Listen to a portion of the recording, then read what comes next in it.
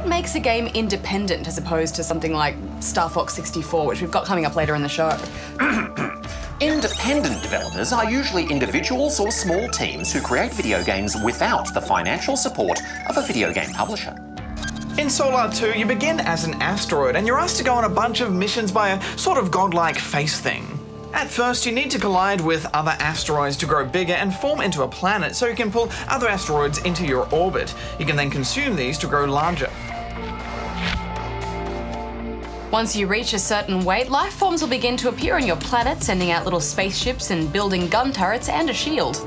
As you get heavier by eating up asteroids, you'll then morph into a small star, which can then create a solar system by pulling other planets into your orbit. While all this is happening, there are other planets and solar systems that you'll bump into, some of which may have enemy life forms which will send spaceships out to try to destroy you.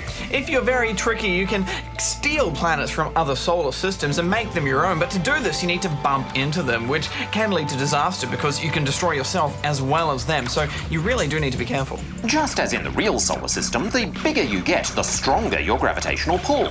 This can have disastrous effects if you're passing a nearby star, as both gravitational fields will pull you together like magnets and destroy you. If you consume enough planets as a star, you'll eventually become a neutron star and then a black hole.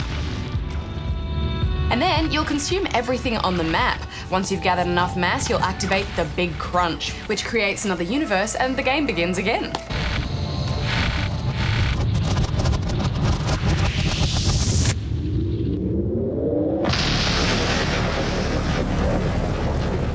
Each mission is able to be activated at any time, but you'll need to be at the right point of your evolution to be able to complete them. For instance, you won't be able to destroy fighters if you're a lowly asteroid.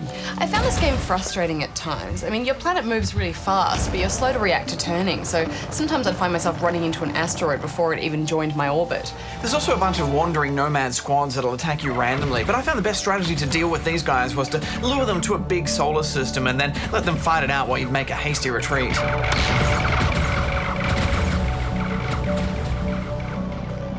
There are two ways to approach playing this game. Productively, leveling up the planets in your system so they can produce life forms and rule the galaxy with your army of spaceships. Or destructively, crashing and smashing your way around the place, stealing planets from other solar systems. I was destructive. Yeah, me too. Me too. I think some sort of warning to let me know whether I was able to complete a mission or not would have been nice. At one point I was given a mission to destroy an entire solar system, but I was just a planet. Yeah, right. Final score? Oh, can I do one? Yes, but wait your turn.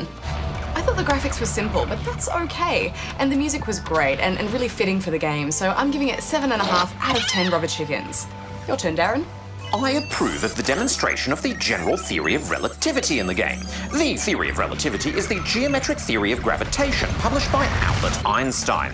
It proves a unified description of gravity as a geometric property of space and time. Oh, and your score is? Oh, 8 out of 10. Right, well, I had a great time just wandering around the galaxy creating giant solar systems, even before I'd started any of the missions, really.